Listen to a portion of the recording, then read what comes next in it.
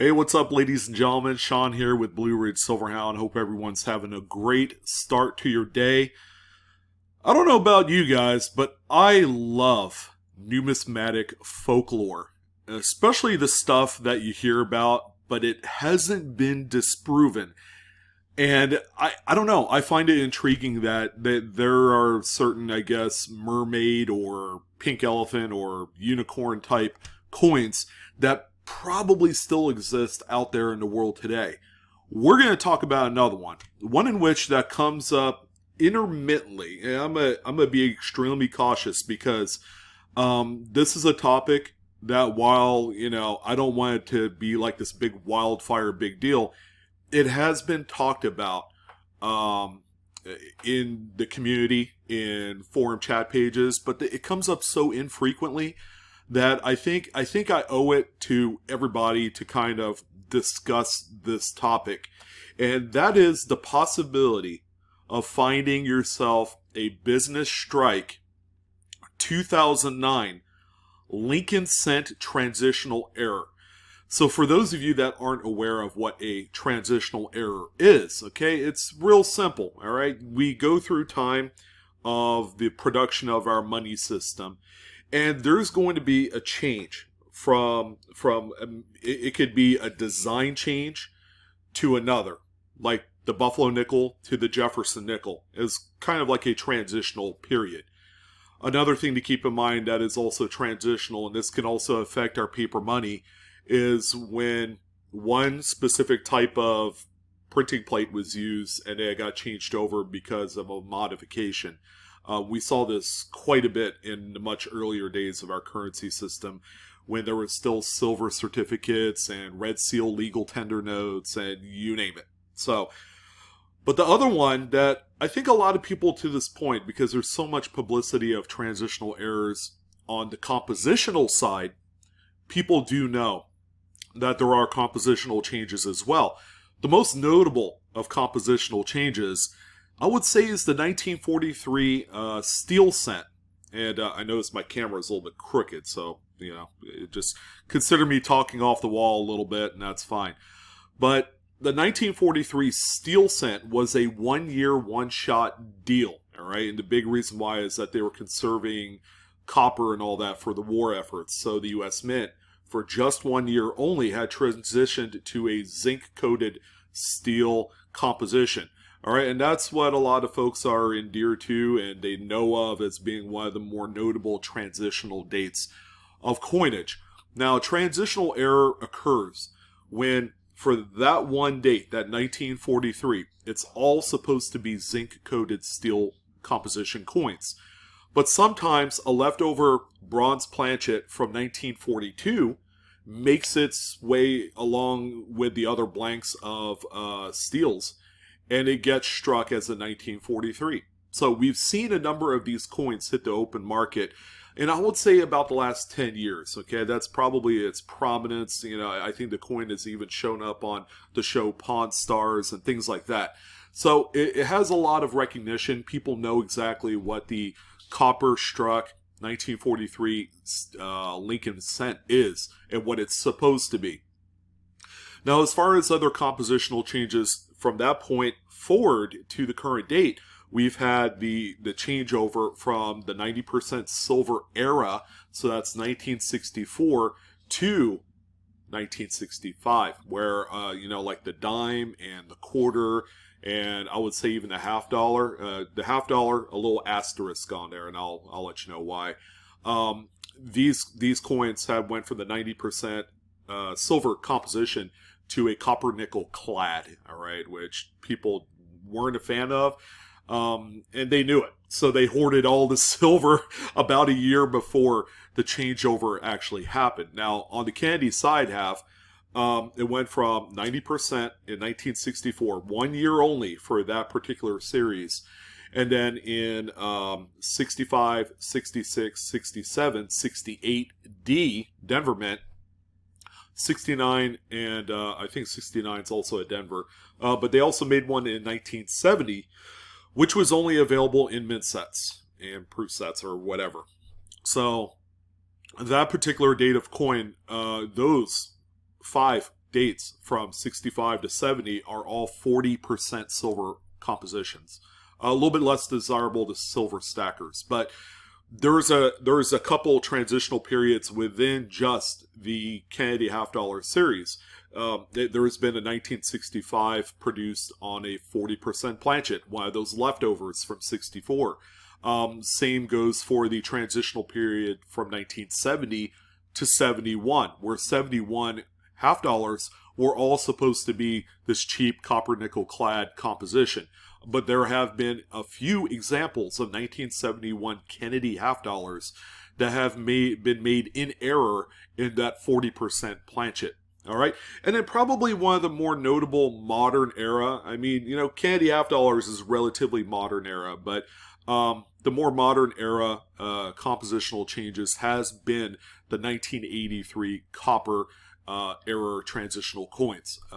As you guys know, the penny went through a compositional change in 1982. 1982 was a wild year because you had small dates, large dates, Denvers, and no Denvers. You had Philadelphia struck coins. But there was one specific coin that didn't have the changeover, and that was the 1982 small date Denver, which they were all produced as copper-coated zinc. Sorry, I had to think about that for a second. So finding an example of an 82 small date Denver in bronze is extremely rare, but more people are identified with this particular compositional change in 1983, all right, where all of the coins, both Philadelphia and Denver, were supposed to be produced in copper-coated zinc compositions.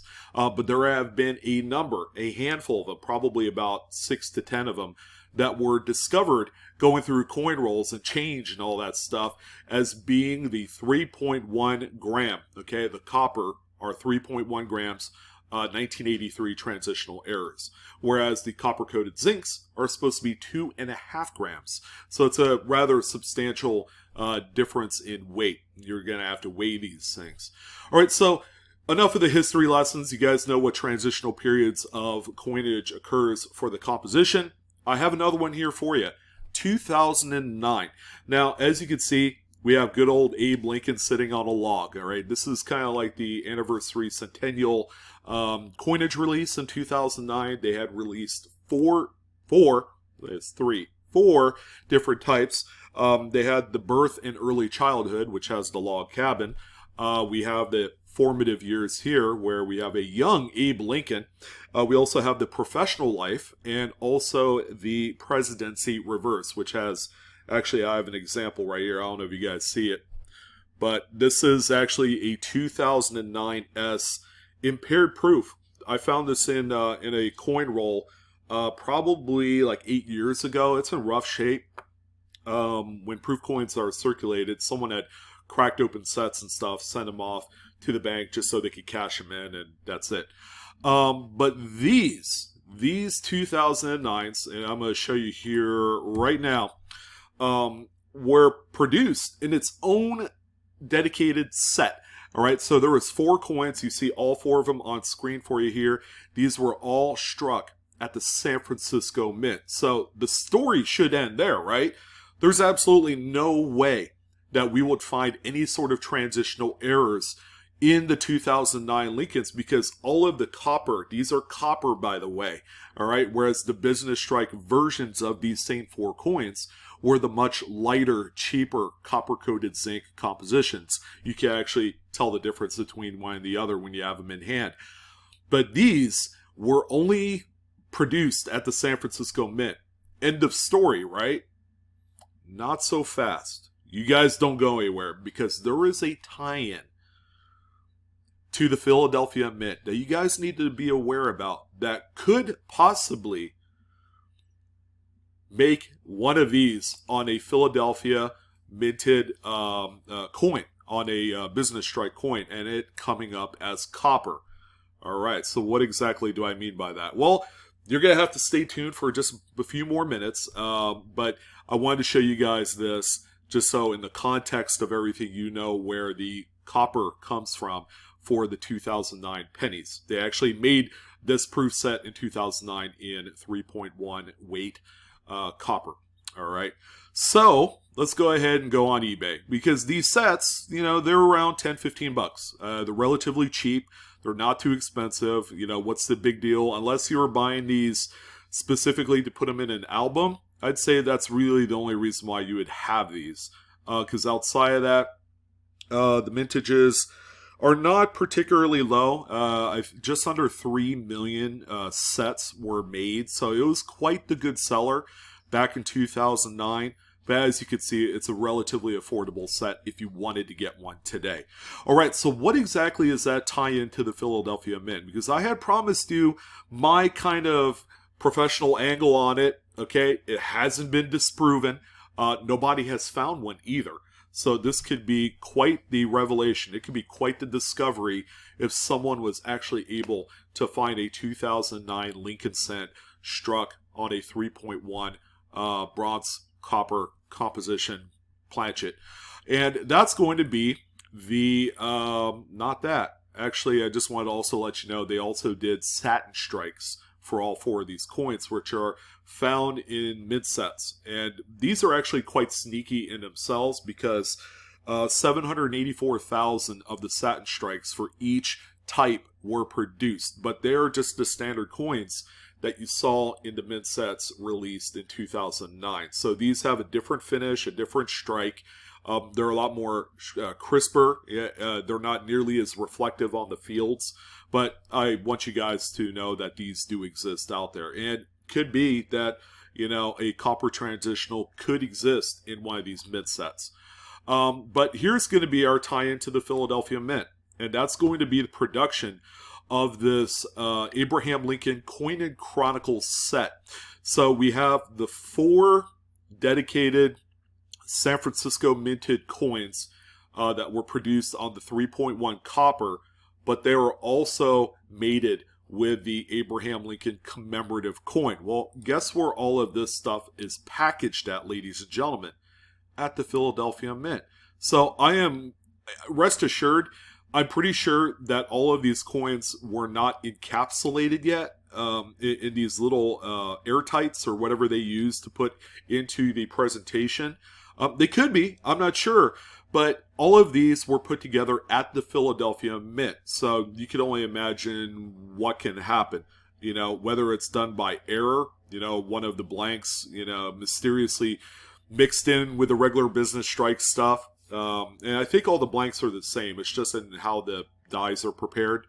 Or you can have some backdoor shenanigans by Mint employees that have made maybe a few of them. They're not supposed to, but you just never know this day and age. I mean, there's a lot of things that could happen. But this, ladies and gentlemen, is the tie-in to these copper 2009S Lincoln cents to a Philadelphia facility that produces the business strike. I could almost imagine the kind of stuff that could happen at the Philadelphia Mint to produce a transitional error coin. All right, so there you go. That's our tie-in. All right, so let's say, for argument's sake, and we're going to kind of use the pricing data from the 1983 transitional penny error as kind of a benchmark for how much these could possibly sell for if you did find one. Now, we have 4 designs. Okay, I really don't think it's going to matter which design you find it on, whether it's the log cabin, the formative years, the professional life, or the presidency. They're all going to be quite valuable. All right, they're easily going to be 5-figure coins and up. All right, I even thought about, I could see these possibly hitting like $20,000, $25,000. No doubt about it, you would have to grade these. You cannot not grade these. But obviously, this whole folklore, this whole idea that these can't exist or can't exist has to be disproven. Now, let's say, as far as an argument goes, that the Coin and Chronicle set was assembled at the San Francisco Mint. It would be a different story because the commemoratives would be produced in Philadelphia, which is where they're coming from. They would have to be sent across the country, you know, however method that they use. And they would assemble these at the San Francisco Mint. But a lot of the packaging, a lot of the distribution and that model stems from the Philadelphia Mint. So that's why a lot of that material, this San Francisco minted coins, ended up on the other side of the country in Philadelphia. If it was the other way around, I don't think the transitional Lincoln cent would ever exist, because the San Francisco Mint does not produce those business strike coins even with an S mint mark. They only have dies prepared for proof coins. And I think with the proof coins, they strike them twice, if I'm not mistaken.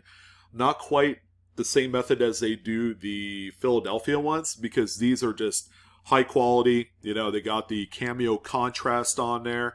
I just don't see these being the case if the assembly and the shipping occurred in San Francisco. All right, I did find that out, and I was like, wow, my mind is blown. There is a possibility that some sort of mix-up happens to where we have a transitional 2009 copper business strike coin out in circulation. So where do we go from here? Is this something like, you know, you have to drop everything and go and look for it? No, not exactly. I mean, it seems to this point, it still seems a little bit far-fetched, but it's going to be a high dollar jackpot coin. At the very least, it's on the corner of your mind, because these 2009 Lincoln sets, all 4 variants of them, were produced in massive quantities, ladies and gentlemen. So there is a ton of them out there, even to this day. If you're lucky enough to grab boxes of assorted Lincoln sets,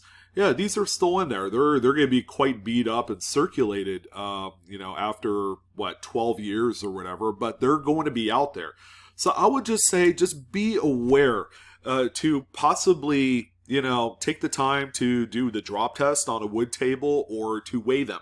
Those are going to be your best bets, because the sound difference between a copper coin, a copper Lincoln cent, to one that's produced as copper-coated zinc are going to make 2 distinct sounds. One is going to sound like a piece of plastic falling on the floor. The other one's going to have a higher pitched ring. It's going to sound like high quality, to be honest. But that's going to be your best bet when you're looking for these coins. But just be aware of it. Don't go out of your way and say, oh, I'm going to search out every single 2009. Because I don't want you guys to be disappointed if you had searched through like 1.5 million coins and come up empty. All right. But just be aware, because you never know when something like this is going to pop up. And I know what you guys are going to say. You're like, man, that just seems kind of far-fetched and out of touch in reality, but you know, some of the biggest discoveries and finds happen when you least expect them to. So, you know, I wanted to talk about you know, most importantly, the likelihood that these can ever pop up in circulation. You know, to this day, there have been no examples discovered, but this is going to be another one to kind of like keep an eye out on.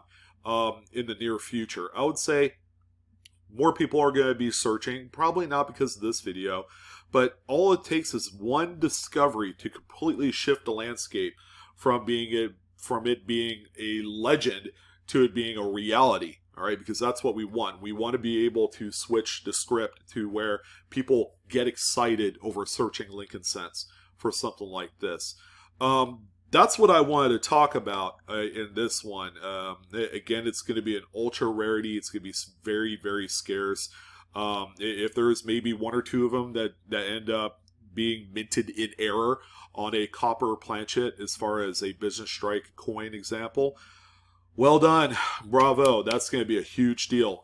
Easily a 5-figure coin. You know, it's going to be amazing once one pops up. I don't know if it'll be in my lifetime, but you never know. We can only hope that one does get discovered. And I think it's just going to be a matter of awareness. All right, being aware that this is a possibility. No, it's not out there yet, but we are simply kind of kickstarting the conversation for awareness. But that's what I wanted to talk about. Another thing to keep in mind, we won't be available for our live coin Q&A show this upcoming Monday. That's our bye week. We will be back September 6th. We will be giving away a copy of the massively thick Whitman Coins 7th edition Red Book Mega Edition. That thing is like this thick. It's huge. But We're going to be giving that away to cap off the summer of education on the live coin Q&A channel, not on Blue Ridge Silverhound. We're going to be on the live coin Q&A panel channel. Wow, that actually rhymes. I like it. It's got a whole new flair to it, but we're going to be giving that away, and then we're going to, go about our own coin chat thing. So you guys are personally invited. Come on down. But that's going to go ahead and do it for this one. We'd love to hear your thoughts. You think this coin is a possibility out there in circulation? Would love to get your take. And again, yeah, don't actively pursue something like this, but just be aware, take the extra second to do the ping test and see if you do have the bronze circulation strike 2009 in all designs for that year. But that's it, guys. I want to thank you guys for joining in on this video. Whoops. Hey, where am I? There. See? Technical difficulties. It happens to the worst of us. Well, me specifically. Thank you for watching. Thank you for all of your support of my channel. Don't forget to like, share, or subscribe to my channel. And dislike the video if you don't like me or the content. Any sort of engagement certainly helps. And that's it, ladies and gentlemen. I'm your host, Sean. This is your coin channel, Blue Ridge Silverhound. Coinaholics, we are discovering together. So go get them. And yeah, have a good one. Take care.